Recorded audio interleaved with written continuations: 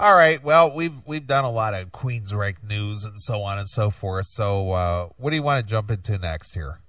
Why don't we, you know what? Since we had so much luck with Natalie last week, let's revisit Natalie this week. Okay. She did another stellar interview with Zetro from the Hatriot. Really? Yeah. Now, what do you think Natalie knows about Steve Zetro, formerly of Exodus, currently of Hatriot? I'm going to say this. I've already listened to this, so I'm not going to offer an opinion on your question. Oh, okay. Only to just answer by saying, if you thought last week was a little clueless, we're just getting started. Well, typically, the type of music that, Zetro plays is not, not a lot of chicks are into this style of music, which is why I asked the question. Yeah, no, I think it's under safe assumption that she does not know a whole lot about Exodus and Hatriot. Considering, I don't even want to say considering. I'm going to leave it there. I'll let it play itself out. Okay. All right. Well, here's Nataliez World interviewing Steve Souza Zetro. Right.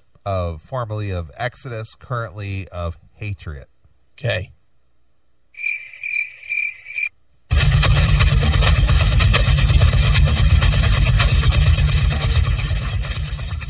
My name is Natalie Prez, and I have an interview with the main frontman of the band Hatriot on April 9th, 2013. The main frontman? The main frontman. Who's the backup? The other guy. Oh, the other guy? Yeah. Okay.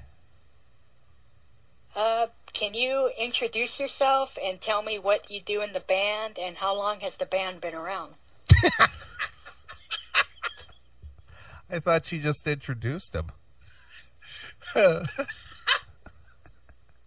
Who are you, and what do you do? You're the main frontman, so what do you do in the band? Yeah, what do you do?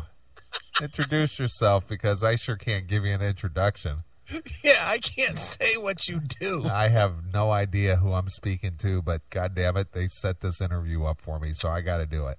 I respond to every email I get from a publicist, including this one. Right. Okay, who is this, and what do you do, and what is your band name? Who are you again? Who's on the other line? Wow. Well, I am Steve Zetro Souza, and I'm the lead singer. And the band has been around since 2010.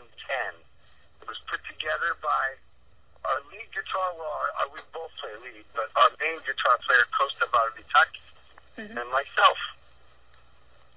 Great. Great. That's fantastic. Great. Okay, next. Now I know who you are. Sure. That meant something to me. Yeah, it's great. Where is the band based out of, and what's the music scene like there? And do you have any bands that you would recommend checking out? How about Hatriot? How about checking us out? Yeah, how about Hatriot? That might be one you might want to check out. Where are you from, and what's the music scene like, and can you give us some recommendations on some bands? She is good. Wow. We're from the Bay Area. I don't know what, we were kind of more East Bay. We're not really from San Francisco. We're more Oakland area, closer to. And the scene's okay. The local scene's been kind of dead lately. It's not like it was back in the day. But if there's a good show coming around, people will go see it. There's bands that are good local bands like Angerhead and Mudface, A Potential Threat. Those are some good local bands to go check out. All right. All right. Okay. All right. I'm just gonna machine gun these questions at you. That's right. I'm not going to engage you in any discussion here. In fact, these are from another interview, but since I don't know who you are, I'll just ask you the same question. Right. How did you guys come up with your band's name? Wow. There's an original question. Yeah, from the last interview. Right. How many of these interviews do you think we'll listen to over the next, few months? I would say 500. And that'll be like one of the staple questions. Yeah, I'm thinking so. Well, I used to play in a band called Exodus, and in one of the songs on the last record, Temple of the Damned, the song is called Star Spangled Banner. There was a line in the song that goes, "I'm no patriot, just a hatriot." So I'm no longer with that band. I just kind of love that word. So that's where it came from, young lady. Great. She finds him hysterical. Yeah, great. Right. Now, Exodus, is that like a local band or something? Yeah. What's their music like? Did you guys ever play at Pete's Bar and Grill? Yeah. Never heard of Exodus. No, never. She didn't react to that. Nope. She didn't go, "Wow, you were in Exodus?" Wow, cool. No. Oh, okay, cool. Is there a story or concept behind your new album, Heroes of Origin? Did she start to go, oh shit, like she couldn't find the name? I'll back that up a little bit. All right. Is there a story or concept behind your new album, Heroes of Origin? I think she was trying to sound out the word heroes. I think she started out with going Heroes of Origin. Scott.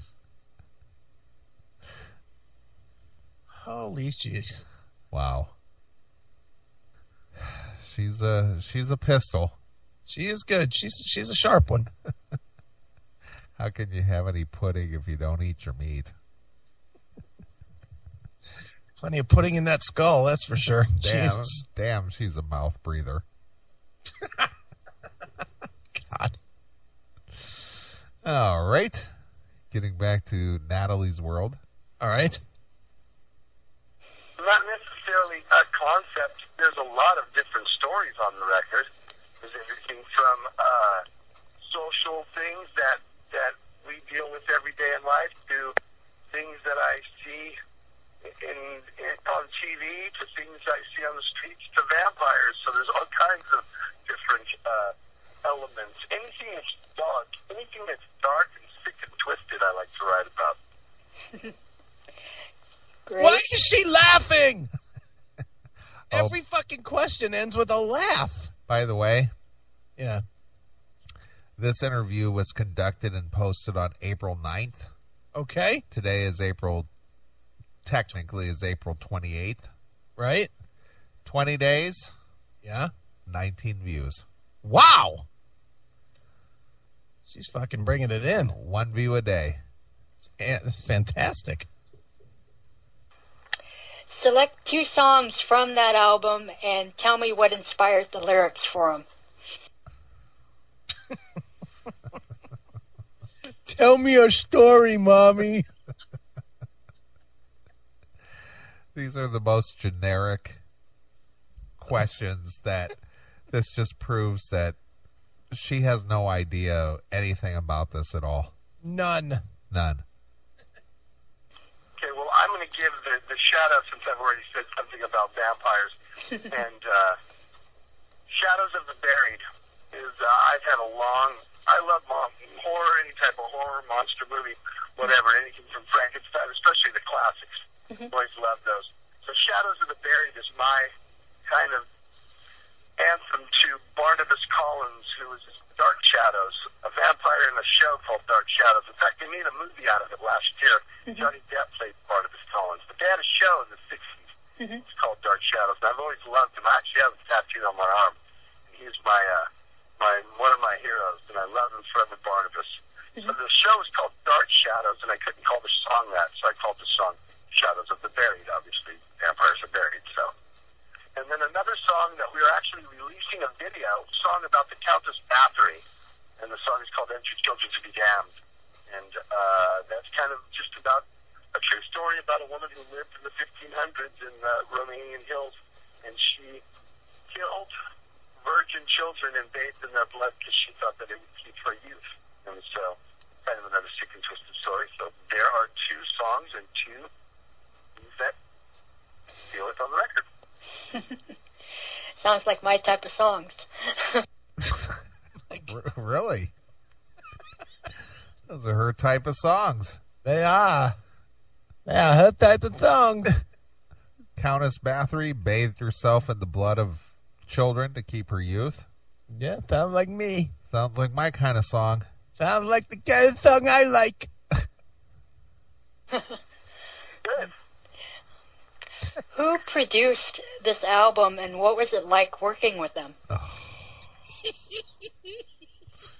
Here's the what's it like question. What's it like question, always good. Who produced it, and what's it like working with them? Always a good one. What's it like? Yep.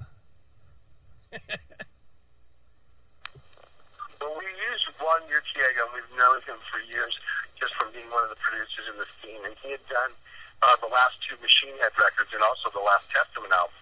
And we're aware of what he's done. We've always been friends with him. I have anyway. And I've always wanted to have him work on a project of mine. So it just worked out that he lives in the Bay Area so that we didn't have to go fly anywhere or do anything, spend money like staying somewhere to record the album. It worked out really well. So we have, that was the root trip. All right. That meant absolutely nothing to me, so I'm just going to go on to the next question. I couldn't follow all those words that were put together in a row, so I'm just going to move on. Speaking of producers, Yes. out of the blue, Uh-huh. I know you're on LinkedIn, Yeah. so am I. Uh-huh. Out of the blue, Alan Niven hit me up with a request to join my LinkedIn. Oh, yeah. Nice. How weird is that? Did you accept? Oh, yeah, of course. But I was just like, okay, Alan Niven? Really? Yeah. Maybe he needs a gig. I don't think so. But I just thought that was interesting. So I'm going to hit him back and see if I can maybe get him on the show.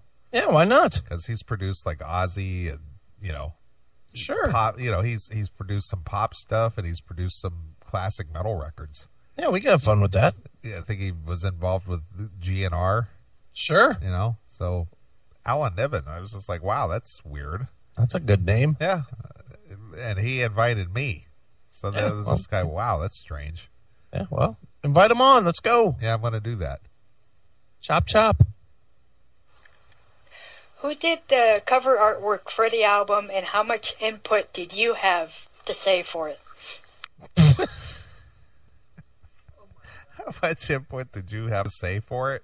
How much input did you have to say for it? Okay. I haven't seen the album. I don't even know what the cover looks like, but who did it? Did you have anything to say for it? Did you have anything to say for it when you did the album cover? Who did that anyway? Right. Obviously, they had some input on it since they're pictured on it. Well, she wouldn't know that because she hasn't seen it. Fucking dumb. Wow. I have a ton of input. I tell them exactly what I want. That's everything in this band. I drive the Cadillac. Mark DeVito, who's an amazing artist. I've worked with Mark for years.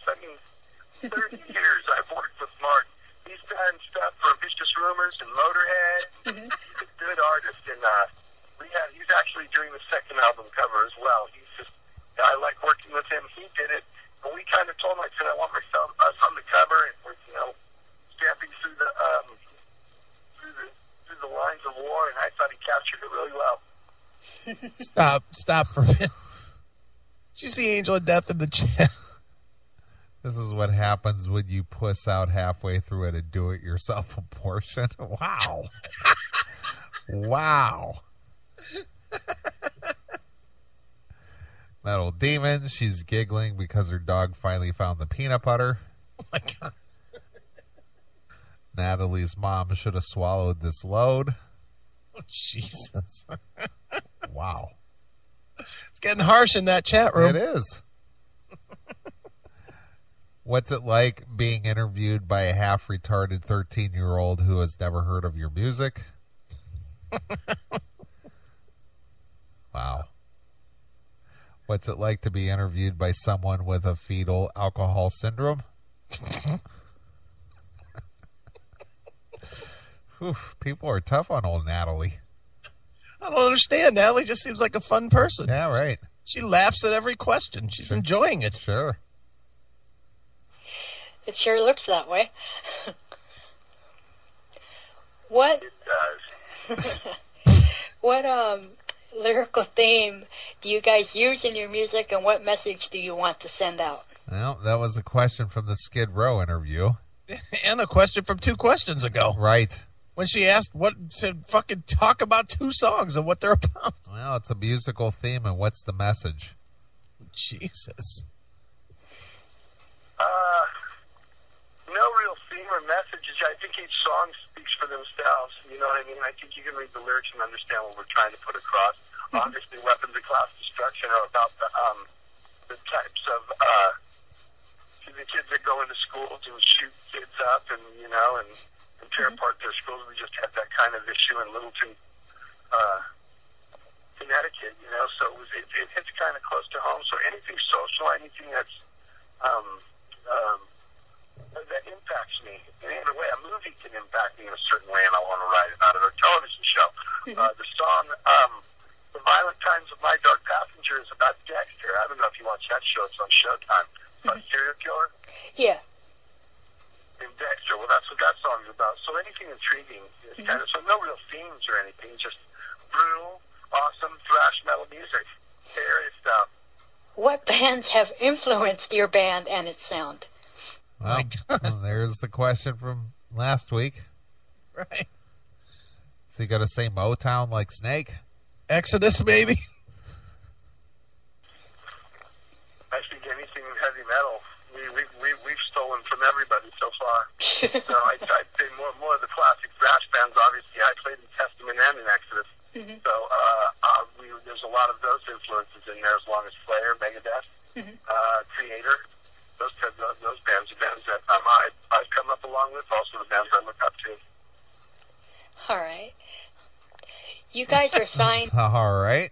All right. No comment. No comment. Yeah. No. None of those guys opened for Poison, so I don't know them. Yeah. No further discussion needed. Right. No additional questions. Just going to read what's on the sheet here.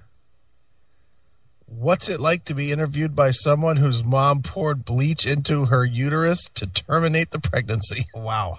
Jesus. Wow. God damn. These people are brutal. It's getting a little harsh. To Massacre Records, how did this all happen?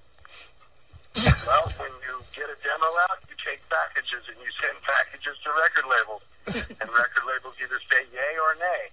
And there was a few record labels that said yay, and they really wanted it. They were very, very excited. They knew what I've done in the past, and they actually treated us really well and done everything they said they were going to do. Great. So we're pretty pleased. Well, that's great. You, of course, mentioned that you were in the band Exodus and even Testament. If, for some odd reason, they were to come back to you, either band, and say, hey, come back, would you do it or say no? That might be the only sort of legitimate question she's asked so far. Sure. They came back and said, hey, come back. I'm sure Testament's going to be doing that any Right. time now. They've only established themselves for 30 years without Zet. Sure. Come on. No, definitely not. Really? Yeah, too much. Yeah, really. I put too much work into this band. Why would I let these kids down? This band, both of the drummer and the bass player of Hatriot are my sons. Mm-hmm. Why would I let them down? Well, I wouldn't know that because I didn't do any of the homework to know anything about this band. Right. So why would I know that? Yeah, don't need to. Sure. I just have this list of questions, so that's all I need.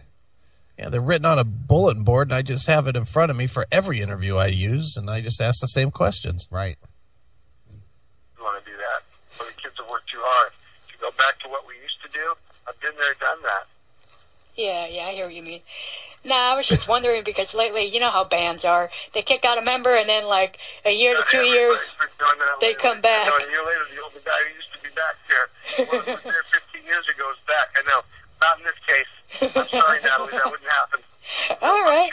I'm too positive about what's going on with Hatriot right now. I'm very proud and I'm really excited. So to stop that momentum would be foolish, really.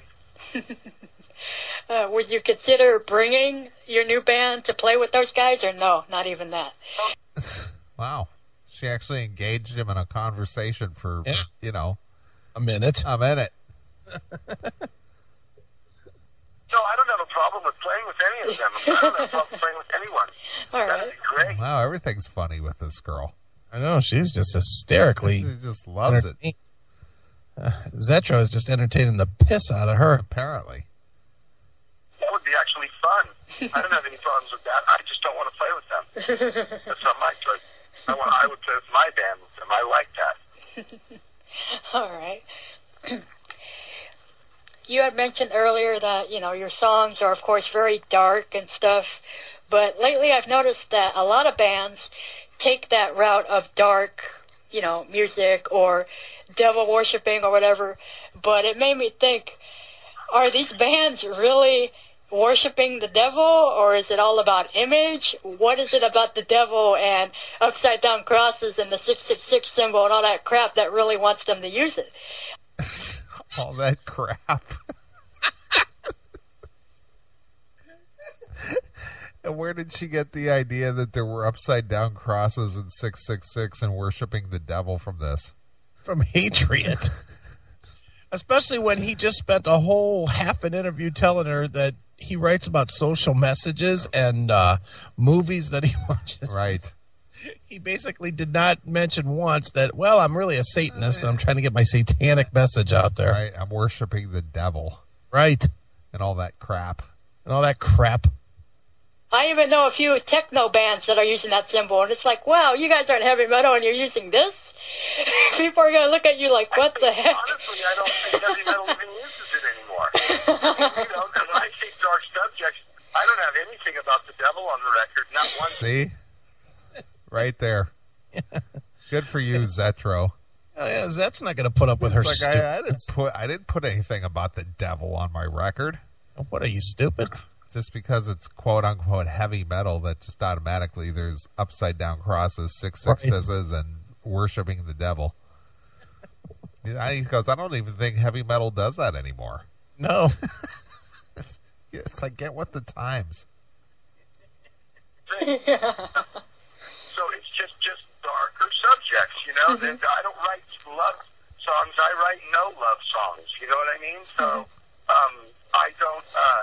And I don't think, and there's nowhere on our record, I think in our shield, it's pentagram. That's not the only cliche thing I could think you can feel off of that. But we don't delve on 666. We don't, and I'm not a Satanist. I don't believe in God or Jesus Christ, but I'm not a Satanist. So. Yeah, so fuck you, Natalie, for asking such a question. Yeah.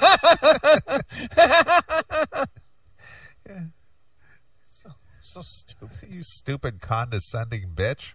You didn't even listen to the record, did you? Probably didn't even download it, you stupid whore. Jeez. He hit every point, though. There's nothing about the devil on here. I don't remember seeing a pentagram on there. I'm not a Satanist. I don't remember writing anything about 666. Right. There was nothing on there about that. God. How embarrassing is that? He just smashed her. It's like there's nothing about any of those subjects on there. I wonder if she listened back and didn't realize that she was getting smashed. I don't know. So silly. Alrighty then. Alrighty then. I just got my ass handed to me in a hi-hat. I don't know what to do now. What should I do now? Nobody talks back to me like that. Right. Okay. What can the fans expect to see from you guys for this year?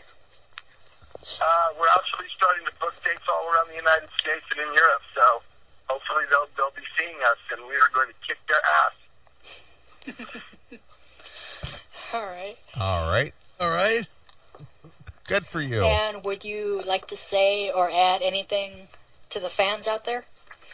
The 19 who have seen this in 20 days? Supported me for almost 30 years of my metal career journey.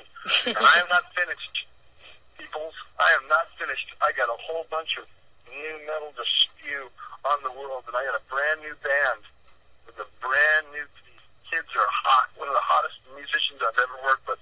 So the way I explain it is I got a brand new hot rod. I'm ready to roll down the street.